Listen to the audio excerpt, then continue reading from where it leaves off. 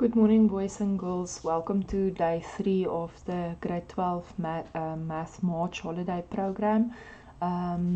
This is now, I'll be posting through the extended March holidays during 2020. Due to the coronavirus, I'll be posting videos for the grade 12 learners so that they can catch up, revise on the term 1 work, and also look at the questions from term 2 and term 3. If you've been following us so far, great. If you haven't been following this video so far, I suggest that you first go look in the playlist that I created on my channel for grade 12 Math March holiday classes, that you first go look at the first 2 videos before you start with this third video. I'll also link the first 2 videos for you in the description below, and then I also do have online classes during the afternoons from 3 o'clock, our classes on Skype. Those are paid for. If you want to attend those classes, I think that would be great. You can just pop me an email and let me know, then I'll send you all of the details on that. And the classes are great because you can we take a little bit longer to work through the same work we work on the video, but then we also look at questions from question papers, and you have the ability to ask me your questions and I can answer them. And with the online program, you also have the extra option to contact me during the mornings when you are working through your questions on WhatsApp. If you have any questions or queries, you can bother me with them. I'll answer them for you. Yes, I am a math nerd. Okay, so I want to look at some 2D and 3D problems. This has to do with the sine, cos, and area rule. They are on your formula sheet. You have that sine A, sine B over sine A over A is sine B over B. That should actually be small letters, B. In a triangle, if that's my angle A, across from it, that will be the angle, the side A. If that's my angle B, that will be the side B. So typically I use the sine rule. You see, when I have 2 angles and 2 sides that I work with, and I can use the sine rule. The sine, cos, and area rule specifically applies to triangles that does not have a 90 degree in them. If in the question you have 90-degree triangles, you can still just use sine, cos, and tan, the normal ratios. And then the cos rule is a squared is equal to b squared plus c squared minus 2bc cos a. In a triangle, if I have that angle A, this is my side A, the other 2 will be B and C. Doesn't really matter which one you name which. But if I work with the cos rule, you see the angle that I work with, that I put in the cos, will be across from that will be the side that comes alone on this side, and the B and the C will be the other 2 sides. And I typically work with the cos rule when I'm working with 3 sides and an angle. 2 sides and 2 angles, I work with sine rule, and 3 sides and 1 angle, I work with cos rule, where one of the 3 of the 4 things is missing. So if I have 2 angles values and 1 side, and I need that one, so I have 2, I have that one, I need that one, or I have these 3 and I need that one, or I have these 3 and I need that one, doesn't matter. But if you are working with the 3 that you have and 1 that you need, with 2 angles and 2 sides, sine rule, 3 sides and an angle, cos rule, and then the area rule. It's pretty obvious because they will talk about the area, then you use the area rule. All 3 of these formulas are on your formula sheet. Alright, so let's look at this first question. I'm still going to put the sketch up here from the book. I have here DE and F are on the same horizontal plane.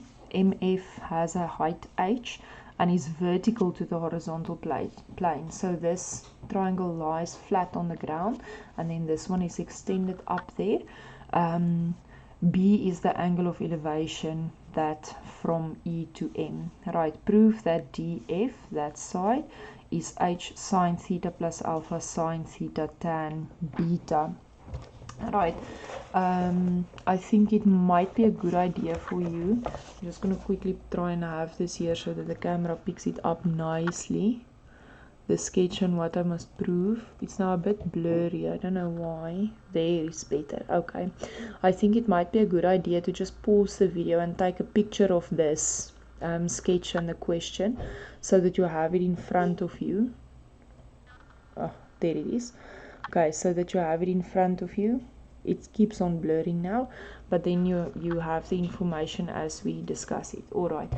Okay, so what I'm going to start doing here is if I want to work with DF, then obviously I want to work in this triangle. In this triangle I have alpha and theta. Where is beta? I think that must probably be that one. Okay, the beta, but I need some more information. I only have two angles in this triangle DEF. Right, I only have the two angles, so I at least need two angles and two sides, or three sides and an angle. Since I'm already having two angles, I'm guessing two sides, which one of the sides DF is what I need to find out. So EF, I need EF, which I can get from this triangle. Since this is a 90-degree triangle, I can use normal tan. So you can see that tan beta will be H over EF, yes? Okay, so I'm going to write that down quickly. I have here, I have here that tan beta is equal to H over EF. And from this I can get the EF side, so multiply the EF on that side. And then EF is going to be H over tan beta. Okay, so I have EF, and then I can use my sine rule. EF is across from theta, and DF is across from that angle, which I actually want rather alpha. But let's just express that DEF in terms of alpha and theta to work with, because I want to use sine rule. DF over sine E in the flat triangle, ignore this. DF over sine E is going to be EF over sine D. So I also need the angle E. And I can see that angle E, let me just draw this triangle here quickly. I have EF, that's the triangle that's flat on the ground, EF and D, which has the theta and alpha. So this is going to be 180 minus theta minus alpha plus alpha, or 180 minus theta minus alpha, and I have EF is H over tan beta. Okay, so then I can work out DF, because I have the side. If I think of the sine rule, I have the side and the angle, and the side and the angle, I'm going to work with DF and E and EF and D. Do you see that? Right, so I have, you can work with the sine angle over A or A over sine angle. It must just be the same both sides, it doesn't matter. Okay, so I'm going to write somewhere EF over sine theta is going to be DF over sine 180 minus theta plus alpha. Okay, and 180 minus is must now, if I think of reductions, lies in quadrant 2 where sine is positive, so I can just make this sine theta plus alpha. So I have EF sine theta DF over sine theta plus alpha by reduction, and I know that EF is H over tan beta. I don't want to put in a fraction here on top of the fraction. I'm just first going to cross multiply. DF times sine theta, DF times sine theta is equal to sine theta plus alpha times EF, which EF then I can substitute sine theta plus alpha times H over tan beta. And then if I put this over 1, I have H times sine theta plus alpha over tan beta. And if I divide the sine on this side, I have df is h h sine theta plus alpha over tan beta, and also dividing the sine theta on this side then gives me, this is exactly what the question said I must prove that df is that. There, that's done. Okay, so this is a fairly simple example of using the sine, cos and area rule. I'm going to do another example like this. I just want to write on the back of this paper. Right, so there's another question. Okay, I have A, B and C are on the same horizontal plane. A, B, C, that triangle there lies on the ground. With AD as a vertical point, is a vertical pole at point A. BDA is alpha. BDA, that angle is alpha. BAC is 90 plus alpha. ACB is 2 alpha. DB is 10 units. Determine AB in terms of alpha. Right, AB. So since this is a pole that is a 90-degree triangle, that's a 90-degree triangle, and in 90-degree triangles I can just work with my normal ratios, sine, cos, tan. So AB is going to be, this is the of alpha, this is the opposite, and if I look at that as a triangle, and this is my hypotenuse, so sine alpha is AB over 10. I think also it's a good idea, just quickly pause the video. Let me just get you a clear picture. Pause the video and maybe just take a picture of the sketch so that you can keep it in front of you there as we work. There we go. Oh, it was so close now. Hello.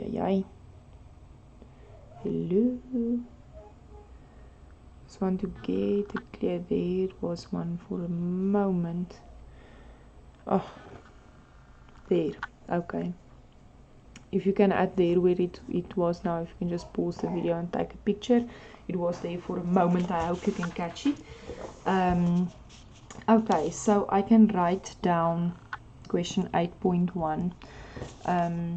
I can write down that sine of alpha, as we said now, is AB over 10, and then to get AB in terms of alpha, I'm just going to multiply the 10 on the other side, so 10 sine alpha, AB is 10 sine alpha. And then question 8.2 says prove that BC is 5 units. Okay, prove that BC, it's this side here, is 5 units. I have AB, which I can work with now from question 8.1. So I have that side and that angle. I want to work with this side and that angle, and I can see I have side angle, which means two sides, two angles. I'm going to use sine rule. So I'm going to write AB over 2 alpha is BC over AB over sine 2 alpha is BC over sine 90 plus alpha, and then simplify from there. Right, so using the sine rule, I have AB over sine 2 alpha is equal to BC over sine 90 plus alpha, sine 90 plus alpha, and then I already know that AB is 10 sine alpha.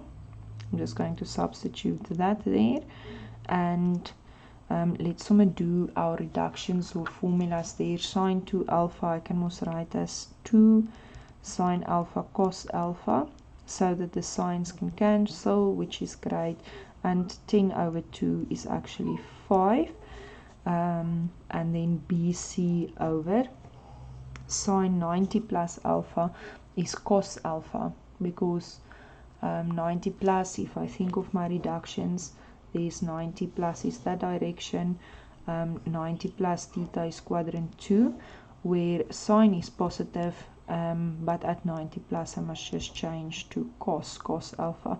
So I have, this is a bit messy, I'm just going to rewrite. I have 5 cos alpha is equal to BC over cos alpha. Cross multiply 5 cos alpha.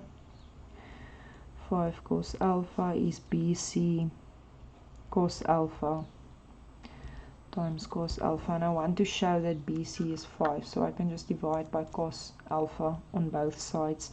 That will give me BC is 5 units. Okay, and then lastly 8.3 says prove that. I want to prove that AC is 5 cos 3 alpha over cos alpha. Okay, so prove that AC, there it is 5 cos 3 alpha over cos alpha. Now if I have AC, I'm thinking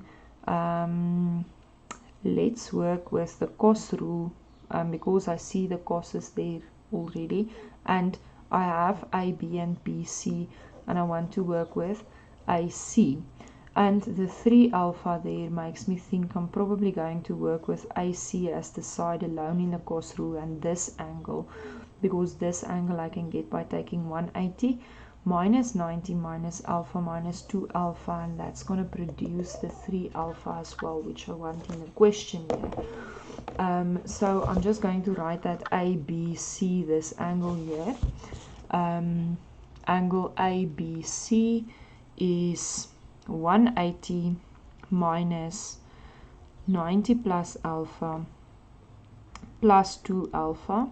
The other two angles are 90 plus alpha and 2 alpha, and this then simplifies to 180 minus 90, that's 3 alpha, so minus 3 alpha, and it gives me 90 minus 3 alpha.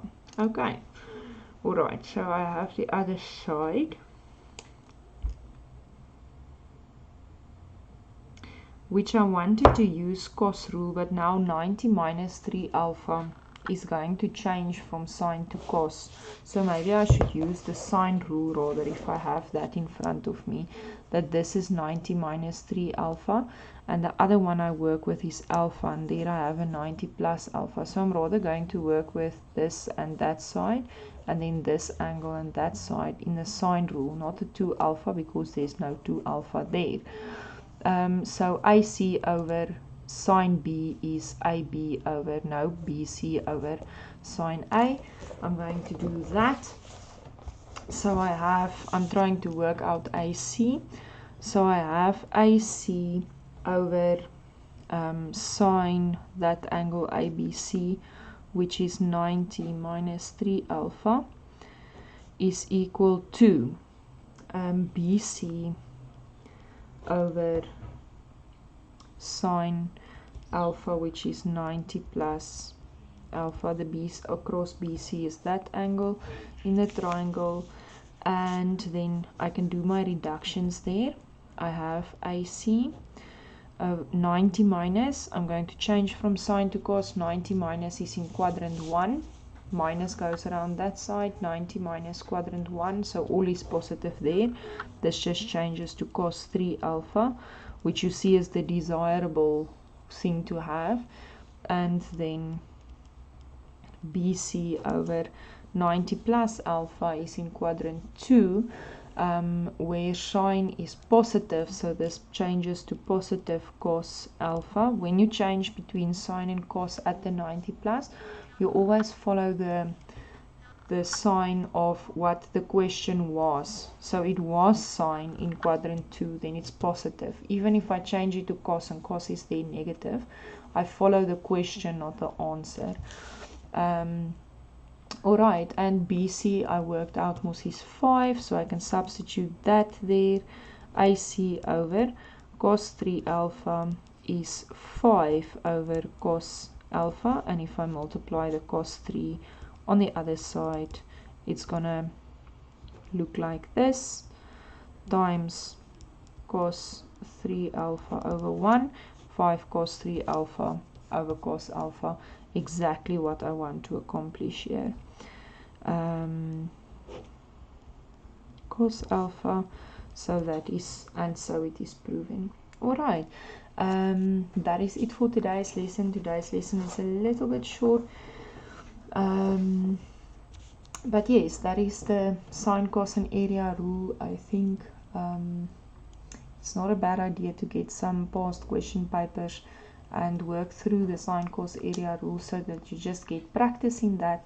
And we will also discuss this a little bit further and work through the question papers in the paid classes online. But there is a good idea of you how to attempt the 2D and 3D problems. What's important to remember is if you have a 90-degree triangle in the sketch, you can still use that sine is opposite over hypotenuse, cos is adjacent over hypotenuse. You use these normal, tan is opposite over adjacent. You still use these normal ratios to calculate missing things. And then work from the 90-degree triangle to the triangles that do not have a 90 degree, and in the triangles that don't have the 90 degree, there you're going to use the sine, cos and area rule, and you'll have to think smart about this, how to decide whether you want to use the sine rule or the cos rule. Typically, if you have 2 angles and 2 sides, you use with the sine rule. If you have 3 angles and 3 sides and 1 angle, then you use the cos rule. But as in this question, you see, I also let the angles that I have guide me there, because if I substituted into the cos rule there, I might have had some challenges. But since I see the angles are 90 minus 90 plus, and that makes me think I'm going to change from sine to cos, and in the answer I want cos. So I must start with a sine to end up with the cos, and that guides me to choose the sine rule rather than the cos rule. Yeah, so let that guide you, and good luck for your studies over the holidays, and